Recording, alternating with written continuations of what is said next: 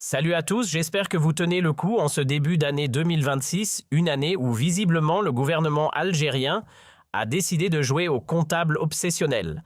Depuis janvier, c'est un véritable festival de discours sur les hausses, les baisses, les taxes, les pénalités, les réajustements budgétaires nécessaires et les appels à la sauvegarde des caisses de l'État.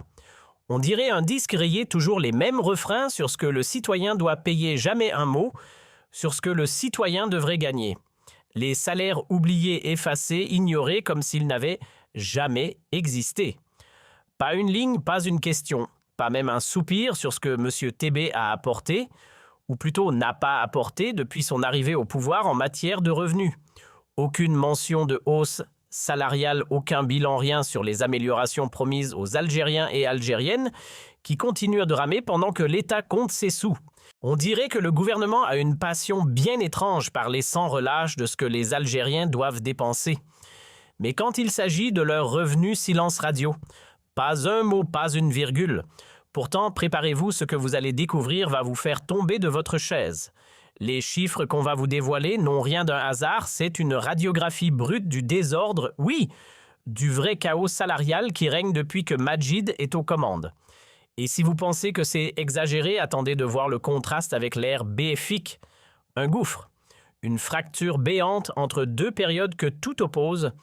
Mais bon, commençons par le plus basique, le salaire minimum. Oui, techniquement, il a grimpé. En 2010, on tournait autour de 15 000 dinars. 2 ans plus tard, paf, il redescend à 12 000, à les comprendre. Ensuite, on le remonte à 20 000, puis à 24 000 dinars en 2025. Sur le papier, 20% de hausse. Et là, l'actuel pouvoir jubile, regardez comme on est généreux. Il promet même une augmentation globale de 53% d'ici 2026-2027. Mais attendez, ne vous emballez pas trop vite. Ce fameux 53%, c'est une addition bien commode. Il combine les 20% du salaire minimum avec une autre hausse de 30 à 35%, qui, aux surprises, ne concernera que les fonctionnaires et les employés de l'État. Bref, une manœuvre habile pour gonfler les chiffres sans vraiment toucher la majorité des travailleurs. Mais attention, ne vous laissez pas berner par les discours sur le SMIC ou les salaires de la fonction publique. Ces chiffres-là ne reflètent absolument pas ce que vit la majorité des Algériens. Pourquoi ? Parce que pour mesurer l'état réel des revenus dans le pays, il faut se tourner vers un indicateur bien plus révélateur, le salaire moyen national. Et pourquoi celui-là ? Parce qu'une grande partie de la population n'a jamais vu la couleur du SMIC, et encore moins d'un poste dans la fonction publique. Ce n'est pas là que se trouvent les masses. En réalité, entre 63 et 65% des travailleurs en Algérie bossent dans le privé. Et devinez quoi ? Ils ne touchent pas les mêmes salaires que les fonctionnaires. Le SMIC, c'est bon pour débuter, mais ce n'est qu'un seuil symbolique. Ce qui compte, c'est le revenu moyen réel, celui qu'on obtient en faisant la moyenne de tous les salaires déclarés salariés classiques, indépendants, employés d'entreprises privées ou publiques. Et tenez-vous bien, en 2025, ce fameux salaire moyen s'élève à 48 000 dinars. Oui, 48 000. On en reparle dans un instant, vous allez voir pourquoi c'est capital. Quand on compare l'évolution du salaire moyen sous Bouteflika à celle sous Tebboune, ce n'est pas juste un décalage, ce n'est même pas un trou. C'est un gouffre, un ravin, une faille sismique. Oui, le mot n'est pas trop fort, c'est un écart hallucinant. Et je vais vous le prouver, chiffres à l'appui. Remontons à 2010. À cette époque, le salaire moyen en Algérie s'élevait à 28 400 dinars. 9 ans plus tard, à la fin de l'ère Bouteflika, ce même salaire atteignait 42,71 dinars. Faites le calcul, on parle d'une progression de près de 49%. Ce n'était pas une illusion. C'était du concret. Et attention, on ne parle pas du SMIC ici. On parle bien du salaire moyen, celui qui reflète la réalité globale des revenus. Et ce bond-là, sous Bouteflika, il était bien réel. Mais au fait, c'est quoi exactement le SMIC ? C'est censé être le point de départ, le plancher absolu pour quelqu'un qui entre tout juste dans le monde du travail. Le strict minimum légal, en somme. Ensuite, avec le temps, l'expérience, les diplômes et les compétences qui s'accumulent, on s'attend logiquement à grimper les échelons vers des salaires plus dignes, plus stables, plus vivables. Voilà pourquoi on ne peut pas se contenter d'analyser uniquement le SMIC. Ce qui compte vraiment, c'est le salaire moyen, celui qui résume ce que gagnent l'ensemble des travailleurs, toutes catégories confondues. On additionne tous les revenus déclarés, on divise et on obtient la fameuse moyenne nationale. C'est elle la véritable jauge du pouvoir d'achat en Algérie. Et justement, sous Bouteflika, cette moyenne a connu une ascension spectaculaire de 28 400 dinars en 2010 à plus de 42 000 en 2019, exactement 42 271 dinars selon les données officielles de l'Office national des statistiques, une hausse d'environ 49%. Et ça, mes amis, c'est plus qu'un chiffre. C'est le reflet d'une dynamique. Quand les salaires montent de manière continue, c'est que l'économie tourne. Cela signifie une croissance tangible, une amélioration du quotidien, un regain du pouvoir d'achat et une consommation qui suit. Bref, le pays bougeait dans le bon sens. Quand on veut savoir si les salaires ont vraiment augmenté, il ne suffit pas de regarder les chiffres bruts, il faut toujours les mettre en perspective avec l'inflation. Sinon, c'est comme juger un match sans regarder le score de l'équipe adverse. Salaire et prix vont main dans la main. Si l'un grimpe mais que l'autre explose, au final, ton pouvoir d'achat stagne ou pire, il recule. Donc pour évaluer une hausse de salaire, il faut absolument comparer avec le coût de la vie. Et inversement, quand on parle de hausse des prix, il faut se demander est-ce que les revenus ont suivi? Les deux sont indissociables. Prenons un exemple concret. Un simple verre de jus d'orange, son prix en Algérie. Il peut paraître élevé comparé à celui en France ou au Portugal. Mais ce n'est pas à cause du jus, c'est parce que le dinar est faible face à l'euro.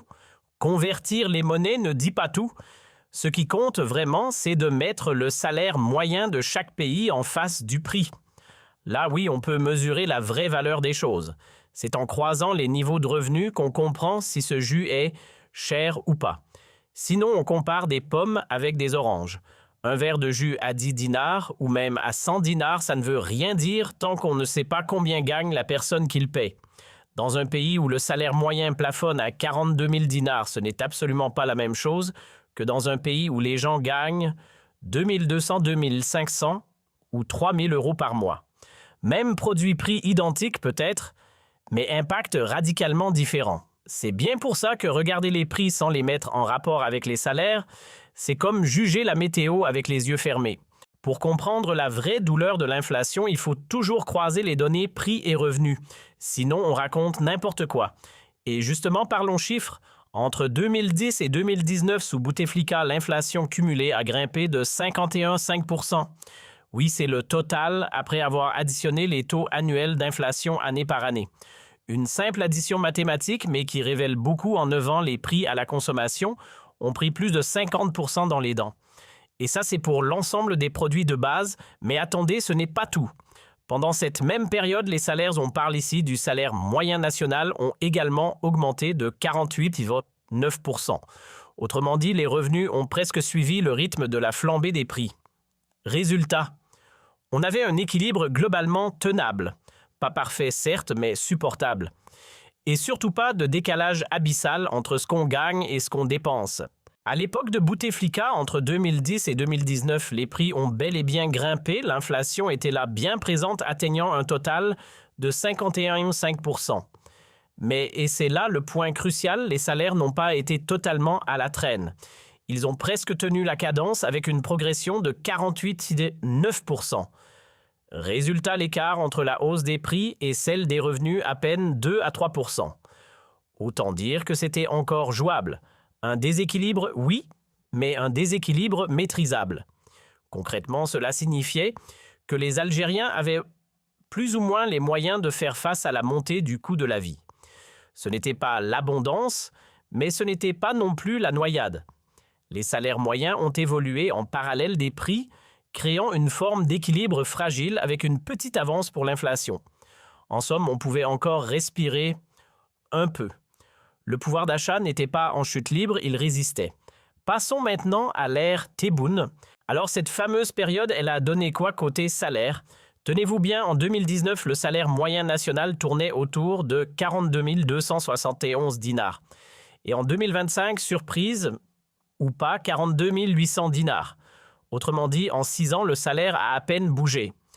Une hausse ridicule de 1,25%. Oui, vous avez bien entendu 1,25%. C'est tellement minime qu'on pourrait presque croire à une erreur de frappe.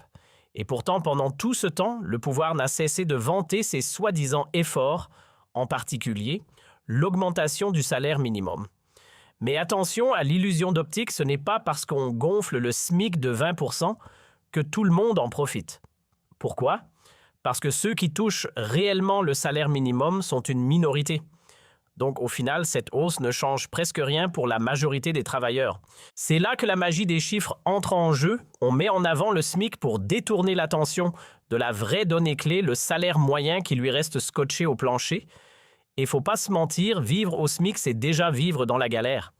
Alors remettons les chiffres au centre. Depuis que Tebboune est aux commandes, le salaire moyen des Algériens est passé de 42 871 dinars, héritage de Bouteflika, à 42 800. Un saut de puce, un maigre 1,25%. Et c'est tout ce qu'on a eu en 6 longues années. Et pendant ce temps-là, que faisait l'inflation? Elle ne s'est pas contentée de faire du surplace.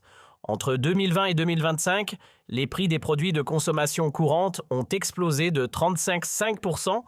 Certains parlent même de pics allant jusqu'à 54%. Bref, pendant que les salaires faisaient une sieste de 6 ans avec une hausse risible de 1,25%, les étiquettes, elles, grimpaient sans frein. Résultat, un écart vertigineux entre ce que les gens gagnaient et ce qu'ils devaient dépenser pour survivre. Vous vous souvenez du petit déséquilibre sous Bouteflika avec une inflation et des salaires presque synchronisés? Eh bien, oubliez ça. Là, on est carrément dans le déséquilibre XXL. Une inflation à plus 35%, un salaire qui bouge à peine, c'est un gouffre, un décrochage complet. On ne parle plus d'un simple décalage, mais d'un choc frontal économique. Et le plus ironique dans tout ça, c'est que les circonstances auraient pu jouer en faveur du régime. Oui, il y a eu le Covid, bien sûr, mais ensuite, l'Algérie a surfé sur une conjoncture dorée, crise énergétique mondiale, guerre en Ukraine, pétrole à plus de 110 $ le baril pendant 2 ans, des rentrées d'argent colossales des caisses qui auraient dû déborder. Et pourtant, malgré cette opportunité en or, rien n'a été fait pour rattraper l'effondrement du pouvoir d'achat. Zéro compensation pour les citoyens. Et c'est là que l'ironie devient presque cruelle. Alors que Tebboune avait entre les mains une fenêtre économique en or, il n'en a rien fait. Rappelons qu'entre 2022 et 2023, les prix du pétrole ont flambé, offrant au pays une manne inespérée. Et malgré cette aubaine, aucune amélioration salariale significative n'a suivi. À l'inverse, sous Bouteflika, qui a pourtant gouverné pendant un krach pétrolier entre 2014 et 2019, les salaires avaient bien plus évolué, les revenus grimpaient, même avec un pétrole en berne. Tandis qu'avec Tebboune, malgré les prix élevés, c'est la stagnation totale. Résultat, un écart encore plus grotesque entre les revenus et le coût de la vie. Et voilà le vrai palmarès de l'ère Tebboune des prix qui explosent des taxes, qui pleuvent des restrictions à l'appel des hausses partout, sauf sur les salaires. Chaque mois, c'est la même rengaine, tout devient plus cher, sauf ce qu'on gagne. Le mot d'ordre, c'est « payer plus, gagner pareil ». C'est donc sans surprise qu'on observe aujourd'hui une explosion de la précarité. Le pays s'appauvrit, la classe moyenne s'effondre et la pauvreté s'installe. Pourquoi? Parce que le calcul est drôlement simple. Un salaire moyen qui n'a bougé que de 1,25% en 6 ans, alors que les prix, eux, ont bondi en moyenne de 35,5%. Faites le lien, le compte n'y est pas. Et le peuple trinque. Si on s'amusait à calculer sérieusement l'évolution des prix produit par produit, vous seriez choqués. Parce que ce n'est pas 35% d'augmentation qu'on observe sur la viande, les légumes ou les produits agricoles. C'est du 80% en moyenne.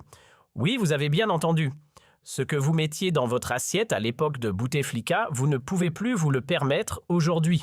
Et parlons même pas des voitures, là on explose les compteurs. Entre l'ère Bouteflika et celle de Tebboune, certains modèles ont vu leur prix grimper de 400 à 500%. C'est plus une hausse, c'est une mutation génétique tarifaire. Résultat, eh bien, de plus en plus d'Algériens et pas seulement quelques nostalgiques, mais une majorité silencieuse regardent en arrière et disent « Franchement, on était mieux avant. » Et comment les blâmer? À l'époque de Bouteflika, un salaire suffisait encore à vivre dignement. On pouvait remplir le frigo, acheter une voiture, emmener sa famille au restaurant et même rêver un peu. Aujourd'hui, même les rêves coûtent trop cher. Parce que sous Tebboune, ce même salaire n'a plus aucune valeur. Il est devenu symbolique, presque fictif. Il ne couvre même plus les besoins de base. Une augmentation de 1-2% des salaires face à une inflation de plus de 35%, ça veut dire quoi? Ça veut dire que ton pouvoir d'achat s'est évaporé. Il ne reste plus que des chiffres et des fins de mois impossibles. Aujourd'hui, pour beaucoup d'Algériens, ce n'est même plus une question de vivre, mais simplement de tenir jusqu'à la fin du mois. Faire le plein, acheter une voiture, partir quelques jours en voyage, même pas la peine d'y penser, ces mots relèvent du luxe absolu hors de portée. Et ça, c'est déjà le quotidien difficile d'une bonne partie de la population. Mais alors que dire de ceux qui gagnent moins de 30 000 dinars? Là, on ne parle plus de difficulté, mais de survie pure et dure. L'Algérie version Tebboune, ce n'est pas une économie, c'est un terrain de combat instinctif où chacun lutte pour sa propre subsistance. Chaque jour est une bataille et chaque repas est un exploit. Et si on jette un œil en arrière, à l'époque de Bouteflika, c'était tout autre chose. Il y avait une dynamique, une classe moyenne en train de naître, une consommation en pleine expansion. Les gens rêvaient, espéraient, construisaient. Pourquoi? Parce que les salaires suivaient. Parce qu'il y avait une vraie progression sociale. Plus de 48% d'augmentation des salaires en moins d'une décennie. Là oui, on pouvait parler d'avenir. Aujourd'hui, sous Tebboune, le chiffre parle de lui-même plus 1,2% en 6 ans. C'est ça le vrai baromètre. Et il est formel, l'espoir a quitté la table. Augmenter les salaires des fonctionnaires. Oui, d'accord, mais ça ne suffit pas à régler le problème. Pourquoi? Parce que les fonctionnaires, aussi nombreux soient-ils dans les discours politiques, restent une minorité. À peine 3 millions sur plus de 11 ou 12 millions d'actifs. Donc concentrer les hausses uniquement sur eux, c'est comme remplir une seule gourde en laissant tout un village mourir de soif. Ce qu'il faut regarder, c'est la moyenne générale. Le niveau de revenu global des Algériens et Algériennes, tous secteurs confondus. Le tableau d'ensemble, pas juste une case bien colorée. Alors non, ne venez pas me brandir des statistiques sur les agents de l'État pour prétendre que tout le monde s'en sort mieux. Oui, c'est vrai, avec Tebboune, certains fonctionnaires ont vu leur fiche de paie enfler. Des hausses de 30 à 35%. Mais pourquoi ce geste soudain de générosité simple? Parce que l'inflation était déjà en train de flamber. En clair, ce n'était pas une récompense, mais juste un pansement mal collé sur une plaie béante. Et le pire, c'est que même ces augmentations-là n'ont pas apporté un vrai confort. Car si ton salaire grimpe de 30%, mais que les prix font pareil, t'as juste fait du surplace. Pas de gain, juste un effort pour ne pas couler. Quant au reste de la population, ceux qui ne sont ni fonctionnaires ni policiers, eux, ils ont vu passer la tempête sans parapluie. Ah, les policiers et les gendarmes, oui, eux ont été un peu mieux lotis. Mais même dans leur rang, la nostalgie de l'ère Bouteflika existe. Parce qu'à cette époque, leur salaire permettait encore de vivre un peu, de profiter de respirer. Aujourd'hui, ils survivent. Comme les autres, bien sûr, certains ont été un peu épargnés dans cette débâcle. Les fonctionnaires, les policiers, les militaires, bref, ceux qui dépendent directement de l'État. Eux, ils ont mieux tenu le choc. Mais attention, moins souffrir, ça ne veut pas dire ne pas souffrir du tout. Ils ont juste bu la tasse un peu plus lentement que le reste du pays. Et c'est ce sujet-là précisément dont tout le monde devrait parler. Pas demain, maintenant. Parce qu'on ne parle pas d'un simple ressenti ni d'une impression vague. On parle d'un constat dur, froid, brutal, les Algériens s'appauvrissent. Et il faut le dire, le crier, le partager, c'est pas un détail. C'est une réalité économique cruelle. Qu'est-ce qui a causé ça? Une politique économique ratée, une gestion autoritaire figée sans vision, une économie laissée en pilotage automatique sans croissance, sans respiration, une approche violente du monde du travail et une méfiance chronique envers le secteur privé. Voilà les ingrédients du cocktail toxique qui a plombé le pays. Et aujourd'hui, on en paie le prix fort. Des familles qui hier encore vivaient bien ou au moins dignement sont désormais dans la précarité. Des foyers qui avaient un minimum de confort sombrent dans l'insécurité. Ce ne sont pas des slogans, ce ne sont pas des ressentis, ce sont les chiffres eux-mêmes qui le prouvent, des chiffres froids officiels, mais terriblement humain dans ce qu'il révèle. Non, on ne parle pas ici de chiffres bricolés à la va-vite, pas de ces données creuses, incomplètes ou carrément biaisées qu'on agite pour faire joli. Dire « j'ai augmenté le salaire minimum de 20%, c'est bien, mais ça ne raconte qu'un quart de l'histoire ». Oui, Tebboune peut se vanter d'avoir fait grimper les salaires des fonctionnaires de 35% et même de promettre une hausse jusqu'à 53%. Mais tout ça reste un demi-tableau, une vitrine partielle. Parce que quand on balance des statistiques, il faut le faire avec honnêteté sur l'ensemble du pays, pas juste sur une niche confortable de la population.